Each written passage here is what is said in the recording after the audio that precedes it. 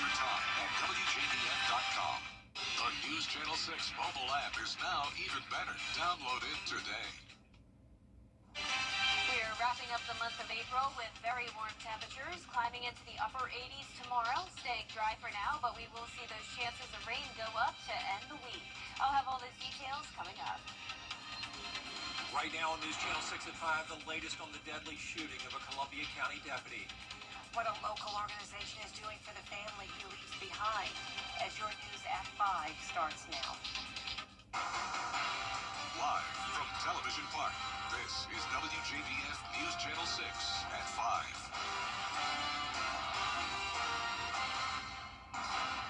Good evening, everyone. I'm Jenny Montgomery. I'm Brad Means. We do thank you for joining us. Coverage you can count on begins with the community continuing to mourn the loss of Deputy Brandon Sykes after this weekend's officer-involved shooting. Now, one local organization is working to raise donations for the Sykes family. Graham Lee joins us live now with more details. And Graham, this is a group we've talked about before. Well, that's right, Brett and Jenny. We're talking about Shields and Ladders. It's an organization here in our area that works to help first responder families when their first responders are the ones who are needing the help. Now, the goal, of course, is to raise the funds to help these first responders' families to the financial aid they need to cover their basic needs whenever a financial or medical emergency comes to light. That way they can focus on the recovery process. The organization has helped other previously injured deputies in our area. That's also including Richmond County Deputy Kenneth Mercer. If you remember, he got shot 2 years ago in the neck while on duty.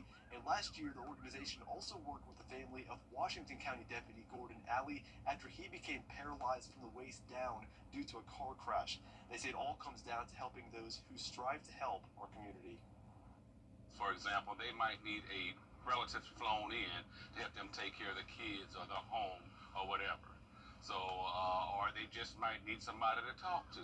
So we want to be there for them. They might need somebody to clean up the house, go purchase some food, mow the lawn, whatever. We're outside of the box, and we want to talk to them and design it just for them. So if you would like to make a donation to Shields and Ladders to help support the Sykes family during this time, we'll have a link to that on our website in the next hour, WJBF.com. Live in Appleton, Graham Lee, WJBF, News Channel 6. All right, Graham, thank you. Funeral arrangements have been announced for Deputy Sykes. His funeral will be held Monday, May 5th at the Columbia County Performing Arts Center. Deputy Sykes is survived by his wife, Amber, who also works for the Sheriff's Office, and his daughter, Lindsay. The family's asking that donations be made to the Tunnel to Towers Foundation in his honor. The service starts at noon. Well, the Columbia County Sheriff's Office says Deputy Gavin White's condition is improving. He's walking and talking, and that's thanks in part to blood donations from this community. Today, Shepherd Community Blood Center holding a drive to replenish its supply after all of the units used for Deputy White. And for each donation, White's family gets $20 to help with his treatment and recovery. The more donors, the more money they'll get. Deputy White has donated blood with Shepherd on several occasions. I'm sure he never expected when he was a young man donating that he would be on the other side of a blood donation, and now that's happened. But none of us know when that could happen to one of us or a loved one, and so that's why it's really important to, while we're healthy and able, to be able to make that blood donation to help those in the community. You still have a bit more time if you'd like to donate tonight. Donations end at 6 p.m. It is time now for our first check of the weather. Our chief meteorologist, Jenna Petracci, standing by with that. Well, it has become a mostly cloudy day for us, but still pretty much just as warm as it was yesterday. Here's a live look in on our Terry Lambert Hyundai Sky View Cam in Waynesboro. Despite the cloud cover, it is completely dry. We're not expecting any rain really until around Friday.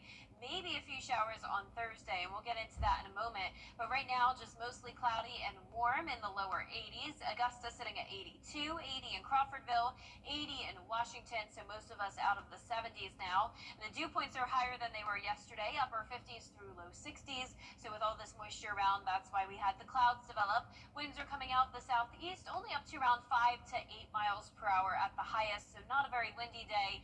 And you can see the clouds here on satellite and radar. Now, once the sun goes down, those clouds will start to clear, but the rain is all staying to our west. You can see it was dry a little bit ago, but now those showers and storms are popping up just from the south of Atlanta down to Tallahassee. And we also have this cold front draped across the central United States, bringing more scattered showers and storms. And that's the front we'll be watching as we go into the end of the week. But in the meantime, this evening is looking good. Upper 70s by 7 p.m., 76 by 8 p.m. Now, as we go ahead into the next 3 days, you can see highs are going to be right at 88 Wednesday, Thursday, and Friday, with those rain chances slowly but surely increasing. Coming up, I'll have a look at your futurecast and your full 10-day forecast, so stay with us. But back to you, Jenny. All right, we appreciate it, Jenna. More than 6 months after Hurricane Helene, Aiken County says cleanup is in the final stretch. Aiken Bureau Chief Sean Cabbage-Dog reports. Even though Hurricane Helene came through more than 6 months ago, people are still seeing debris piles and some county parks are still closed. County crews say they're almost done, but there's a deadline coming. And most of the tree limbs, trees, and most of the stuff has been left on the side of the road. We have that picked up. Aiken County leaders say storm debris cleanup is nearly done. Now the focus is on the last stage, getting the stumps out. Root balls, stumps are going through barrel grinders because it's a different process. Aiken County is handling cleanup for county roads, with more than 260,000 cubic yards of debris cleared. Aiken and North Augusta are also involved. SCDOT is handling its own cleanup. The county's using 2 contractors, but some calls are still coming in. Hey, have you forgotten about me, or is there somebody coming down this road or that road? If you haven't called in yet, do it now. The Hurricane Helene debris hotline was shut down after Wednesday, April 30th. I think a lot of us in Aiken County have recognized that, this was not just an Aiken County thing. This was something that impacted 4 states. Once this phase is over, that's it. County crews will move to harder hit areas like in western North Carolina and Arkansas. We have the debris hotline pickup number on our website. In Aiken County, I'm Aiken Bureau Chief Sean Cabbage-Dog, WJBF News Channel 6. City leaders looking at ways to clean up Augusta. Commission committee is considering 2 proposals. One would use community service workers to pick up litter. The other is to create a new public works department and put all city maintenance under one unit. That, though, could be expensive. That's going to be a realignment. I don't think it's necessarily going to cost us more money. I think it's just going to be a shifting and a purposeful realignment to ensure that we can meet the needs. But Mayor Pro Tem Wayne Guilfoyle calling a new public works department just growing government. Every year, education bills make their rounds through the Georgia legislature. And now that the session is over, Governor Brian Kemp is signing many of them into law. Atlanta Bureau Chief Archis Seshadri reports from the state capitol. Every year, education bills make their rounds through the Georgia legislature. And now that the session is over, Governor Brian Kemp is signing many of them into law. Atlanta Bureau Chief Archis Seshadri reports from the state capitol. Georgia Governor Brian Kemp signed a slew of bills into law to strengthen education and school safety in the Peach State. Senate Bill 82 is now law, which incentivizes local boards of education to approve charter school petitions. Low-performing charter school closes. A low-performing traditional school operates in perpetuity. Charter schools sign a contract that binds them by law to perform at a higher level in exchange for more flexibility from rules and regs. Senate Bill 82 addresses a critical access issue that we have in Georgia with regard to charter schools. We currently have 21,000 students sitting on charter school wait lists right now, just hoping we'll see becomes available for them sometime soon. House Bill 268 is now law, which requires schools to have up-to-date mapping systems and mobile panic alarms in case of a school shooter, as well as student records to be transferred quickly within 5 days.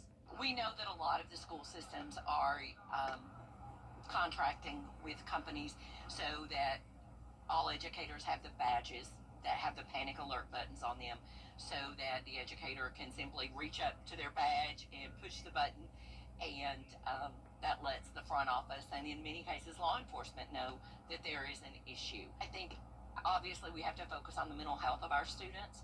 That would allow the teachers to spend more individual time with each student, make sure that they're getting to know their students so that when we might have issues that teachers are aware of it ahead of time.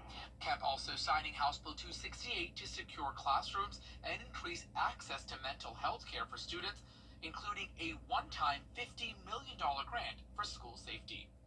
Reporting at the Georgia State Capitol, Archit Seshadri, Atlanta Bureau Chief.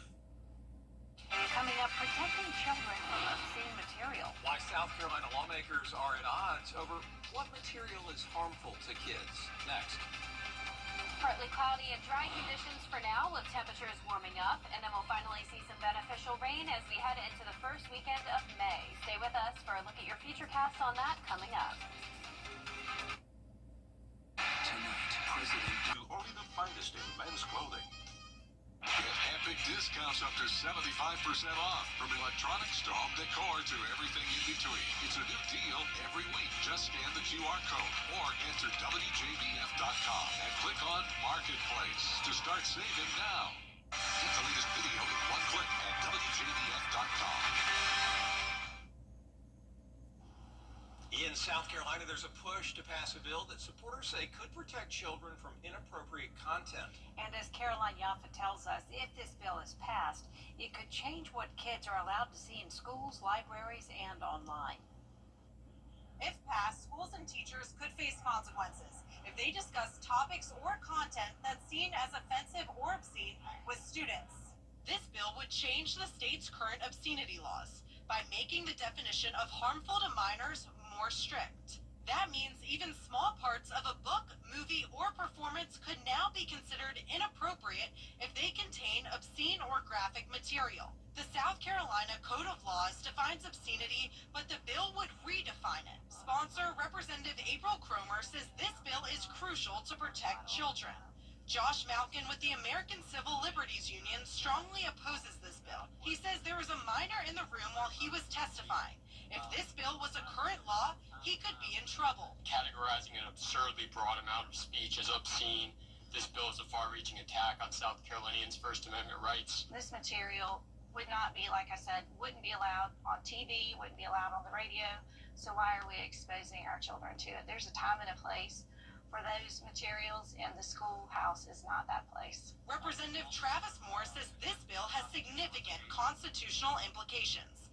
In Columbia, I'm Caroline Yaffa. Limestone University leaders are set to meet today to discuss a way to keep the doors open.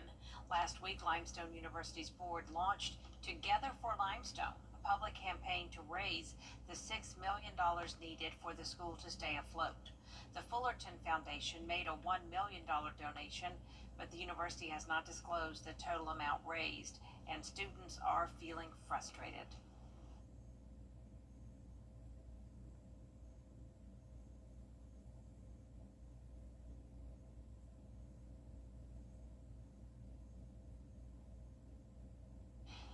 Sorry about that technical difficulty. The university hosted a transfer fair last Friday where students met with dozens of institutions bracing for the idea that they may have no choice other than to transfer. Still ahead, protecting young people from the dangers of fentanyl. What Serenity Health is doing to raise awareness and save lives after the forecast. Weather headlines on WJBF News Channel 6. Brought to you by Hickson Roofing. If your roof needs fixing, call Mr. Hickson. All makes, all models. Saturday at 1:30 on CW6. Brought to you locally by Hardee's, where there is always goodness in the making. Stop in for fresh baked biscuits, crispy hand-breaded chicken, and char-broiled 100% Angus beef burgers. To get the weather, you need to see the whole picture. That's why Live Viper 6 gives you the Skyview network. Get a live view of traffic and weather from all over the CSRA. Available online 24 hours a day at WJBF.com and the free Live Viper 6 mobile app. The WJBF Live Viper 6 Skyview network. Powered by Terry Lambert Hyundai. Low prices, big selection, and committed to quality customer service. Is rainy weather putting a damper on your day? Enter to win your very own Live Viper 6 umbrella today. Visit WJBF.com and click on Contest. Then fill out the entry form for your chance to win. Getting your hands on a Live Viper 6 umbrella has never been easier. That's right. Lucky winners will be announced weekdays on News Channel 6 at 6. Who knows? It could be you. Sponsored by Busby's Heating and Air. When quality matters, call Busby's. Trusted since 1945. Now, your most accurate forecast with WJBF Live Viper 6. Welcome back. It is another warm day here in the southeast and even up into the northeast. You can see exactly where a cold front's located based off a 20-degree drop in temperatures on the backside of it, with more mild conditions out towards the west. We have this cold front draped across the central U.S. with scattered showers and storms all along it. But notice the high pressure in the Atlantic. That's still bringing in some dry air for us, keeping things nice and quiet over the next couple of days. But we do have mostly cloudy skies now with more moisture around. Temperatures are in the upper 70s through lower 80s. 82 in Sandersville, 80 in Crawfordville, McCormick at 79, 81 in Bardwell, and 82 in Bamberg.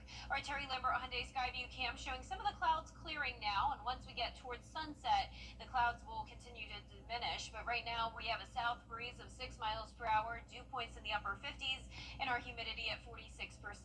Our Wednesday looks good. Now keep in mind there could be some patchy fog once again in the morning with temperatures in the upper 50s, so a light jacket will do. Then as we get to the afternoon, we're climbing to 88 degrees, so it's going to be very warm over the next 3 days to come.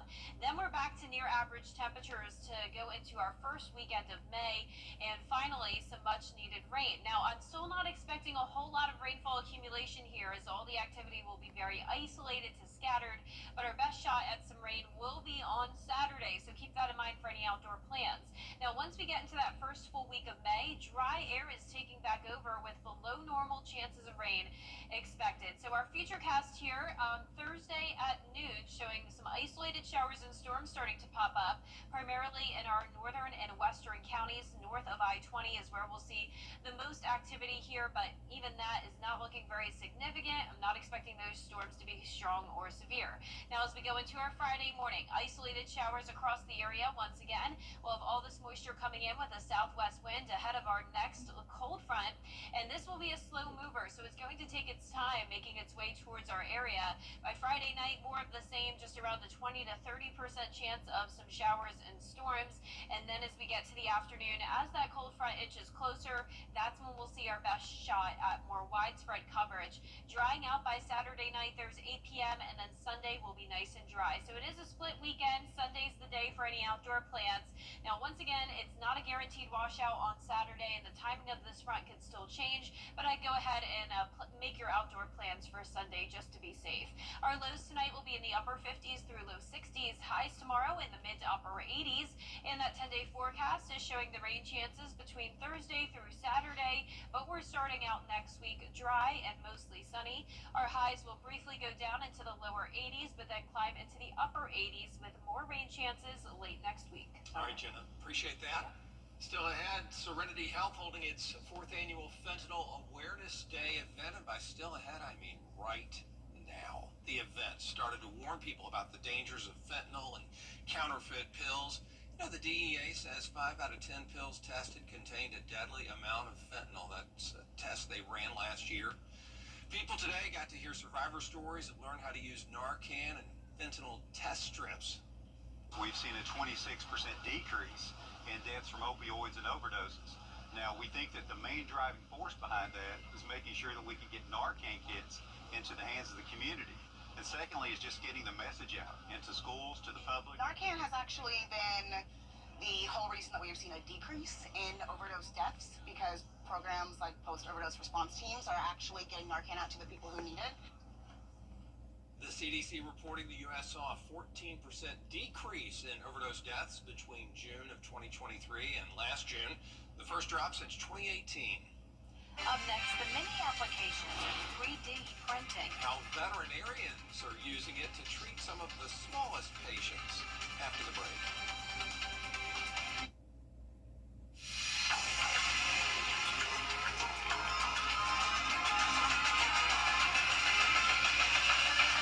What's with all the goats? Oh, don't worry. You're getting one too. But why goats? Goat. Georgia's outstanding attorney team. After you've been injured in a car crash, call George Sink Injury Lawyers and get the GOAT on your side. Hurt?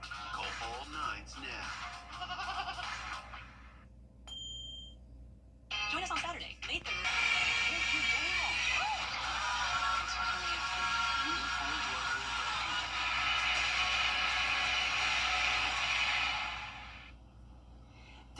Printing has many applications, from aerospace to medical devices. Now the technology is allowing veterinarians to perform some very delicate procedures. Sean Lewis has the story.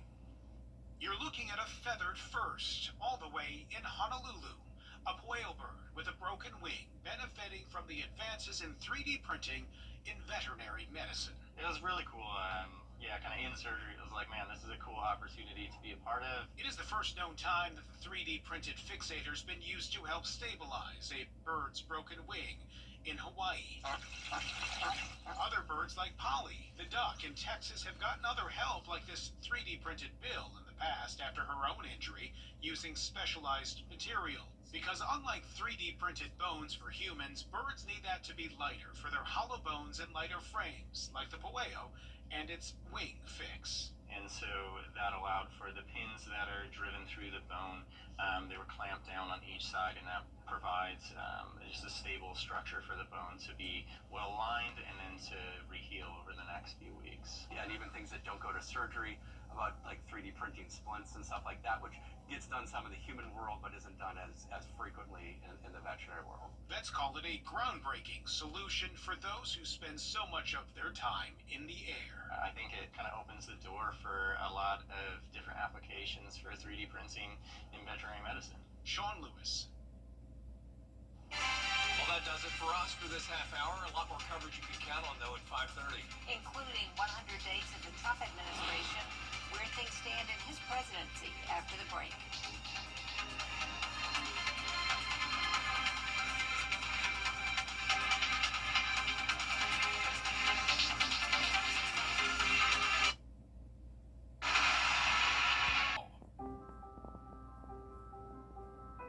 It's traumatizing when you have a sick child. Then you are tired, very, very tired. The doctors told us, you are a part of the medical team. You need to sleep, eat, drink, shower, because when you are healthy, you can take care of your child. The Ronald McDonald House is next to the hospital. They have a washing machine, kitchen, beds were very good, but it's also being with parents of other children that are sick. So you can talk and you can cry and maybe you can laugh, but it's very important for healing yourself. The house understood what our needs were. There was someone that gave you a hug, a cup of tea, and that's very important, just to have someone who is taking care of you a little bit.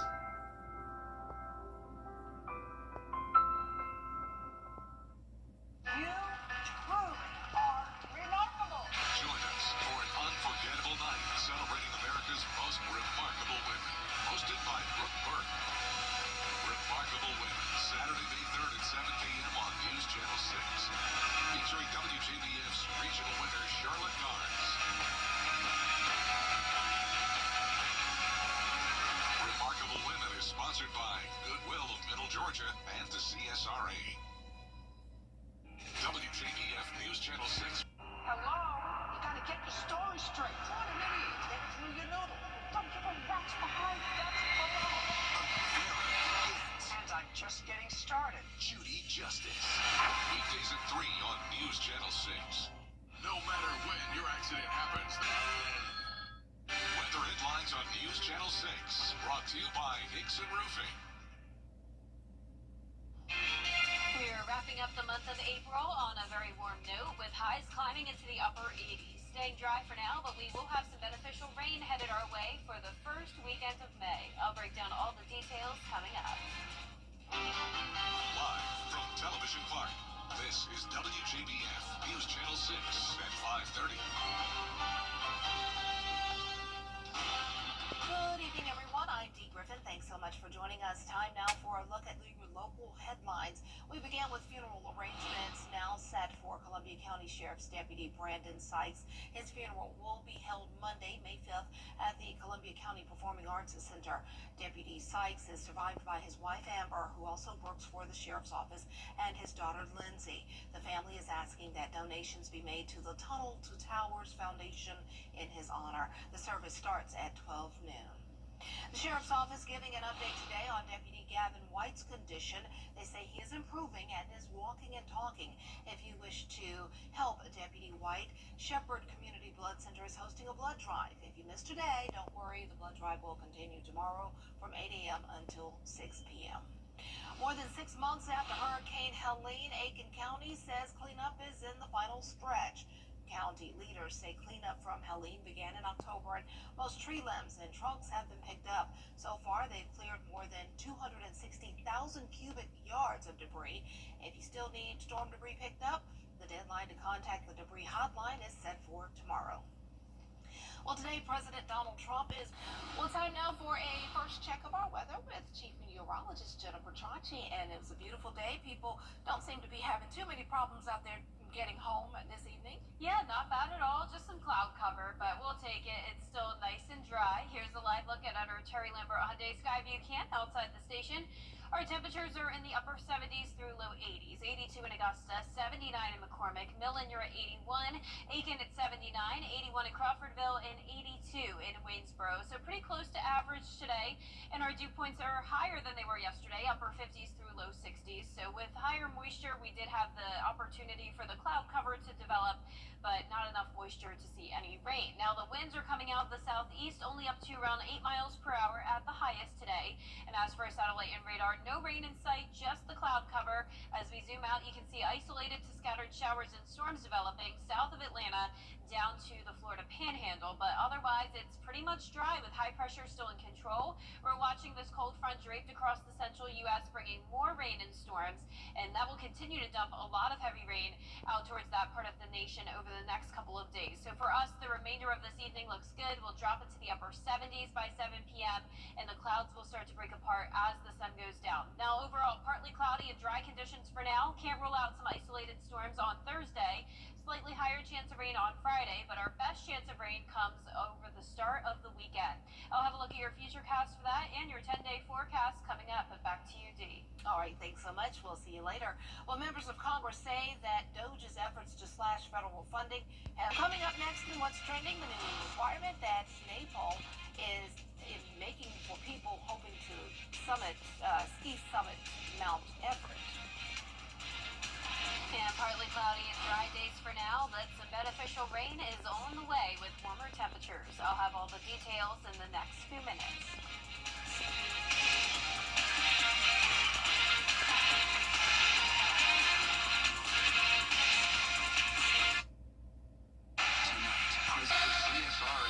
It's full of interesting people and plenty of stunning sights to see.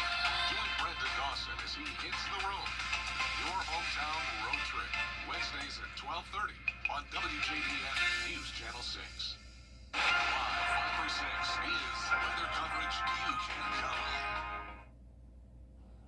Welcome back. It's time now for a look at what's trending. Mount Everest is about to become more exclusive. Nepal, I know that real name, says it will only issue permits for scaling the world's tallest mountain to experienced climbers. To qualify, climbers have to have scaled at least one of Nepal's other peaks that are 23,000 feet high. Everest is more than 29,000 feet high. Nepal is trying to cut down on overcrowding and improve safety on Mount Everest. It's beautiful. Well, the director of Top Gun Maverick is set to bring back another title from the 80s.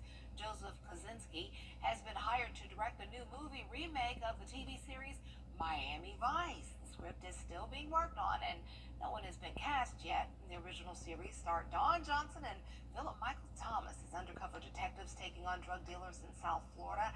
It ran on NBC from 1984 until 1989. A movie remake that starred Jamie Foxx and Colin Farrell came out in 2006.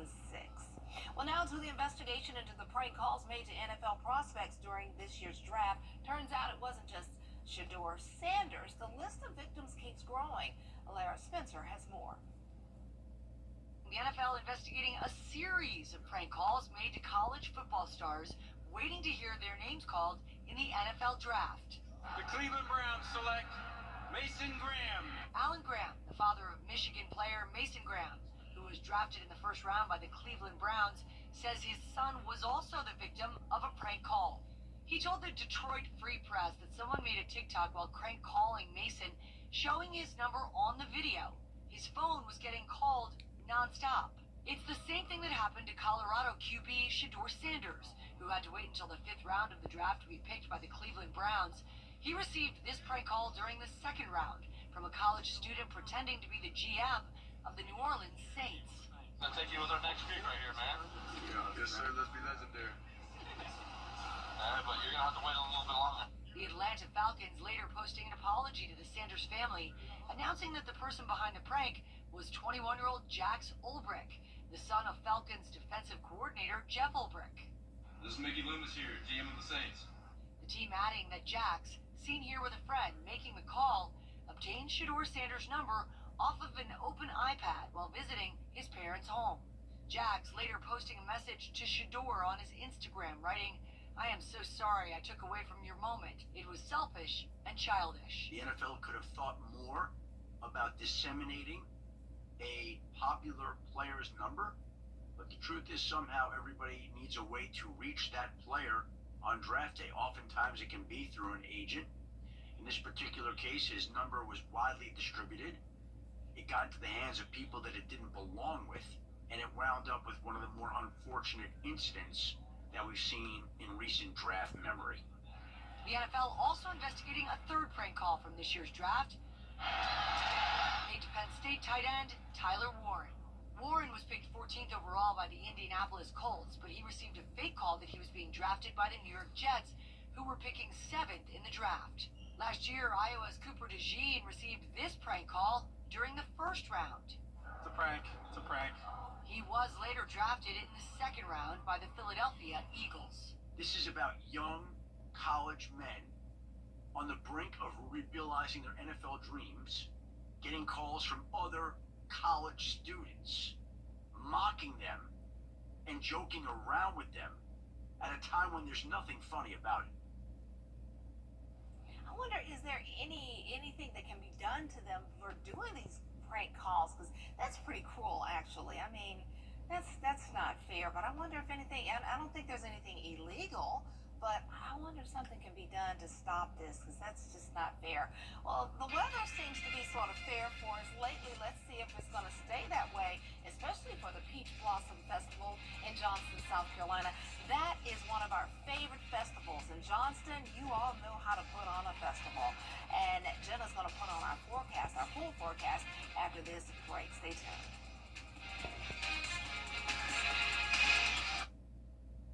Memory and thinking issues. At checktoprotect.org.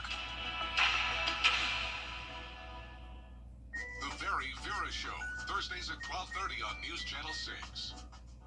Weather headlines on News Channel 6, brought to you by Hickson Roofing. The live 5 for 6 mobile app. Download it today. Now, your most accurate forecast with WJBF Live 5 for 6.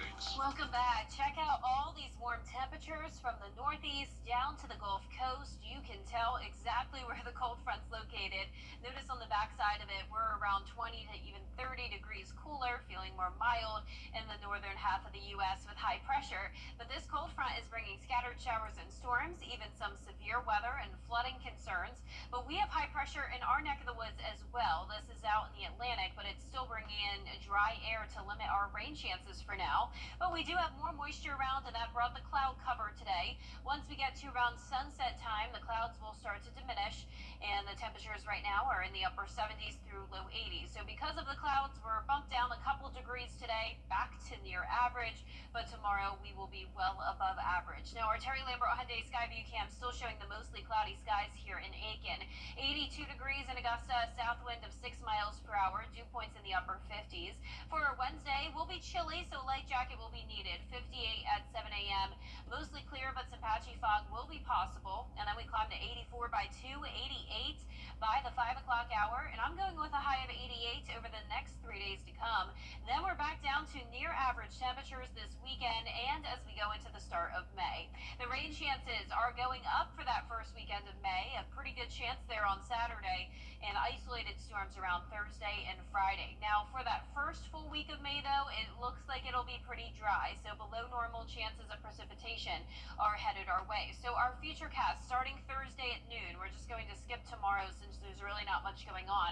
But by the afternoon on Thursday, some isolated showers and storms will develop. I'm not expecting these to become very strong or severe, and there's a chance we may not even see this much coverage, and most of the rain looks to be north of the interstate.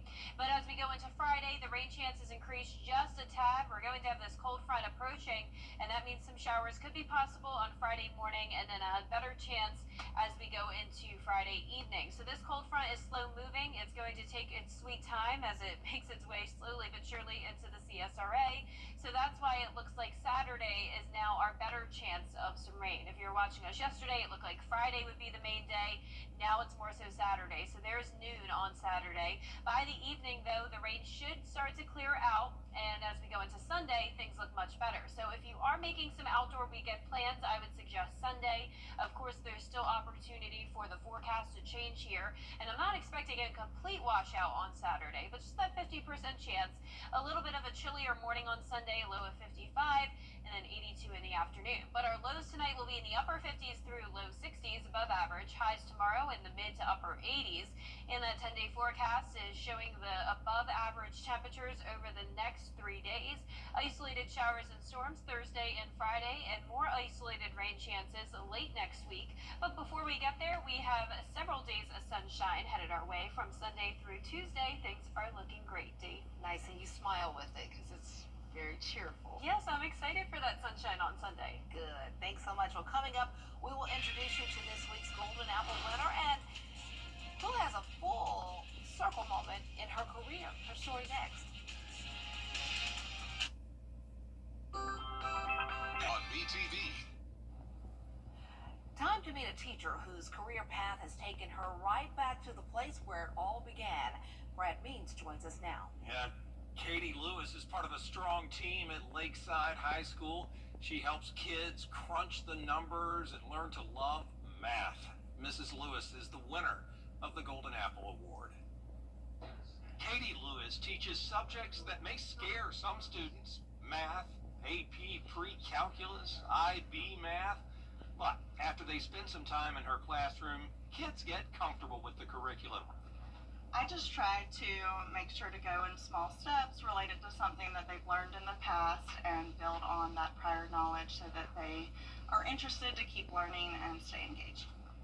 And she could not do such an outstanding job without the support of her outstanding family. My boys love being here at Lakeside, coming to the events at Lakeside, and I grew up going to Lakeside, so it's been part of the family for years. Yeah, it was definitely full circle. I get to work with some of the teachers that taught me, and I've learned a lot from them. Even though they're in high school, Mrs. Lewis says these students still need help from home. I think students these days are really under a lot of pressure, and they are taking a lot of difficult classes. The rigor is a lot, so just staying on top of them, supporting them with their extracurricular activities, and being able to manage academics, just helping them. Congratulations, Katie Lewis, back at Lakeside, where it all started for you. And now you are helping your students get started on the road to great things. I think that a lot of them will go to college and do great things there, but a lot of them will be really successful not going to college as well, and I think this math background will help them whichever path they choose. If you know a teacher who deserves the Golden Apple Award, please let us know. All you have to do is go to WJBF.com, find the Golden Apple link, and fill out a nomination form. News Channel 6 at 6 is next.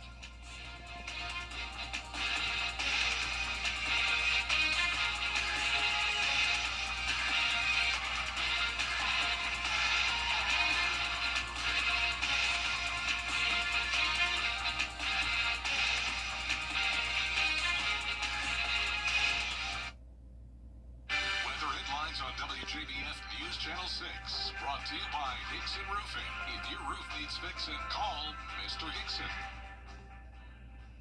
Well, the role of teacher has changed so much over the years. Teachers have had to adapt from their lesson plans in the classroom to teaching virtually. But what hasn't changed is their love for their profession and their love for the children. Hi, I'm Marla Truss with Kroger. Teachers do an extraordinary job educating our children and preparing them for the future. Help us honor these special educators. If you know an outstanding teacher, nominate them for the Golden Apple Award at WJBF.com. Ready, set,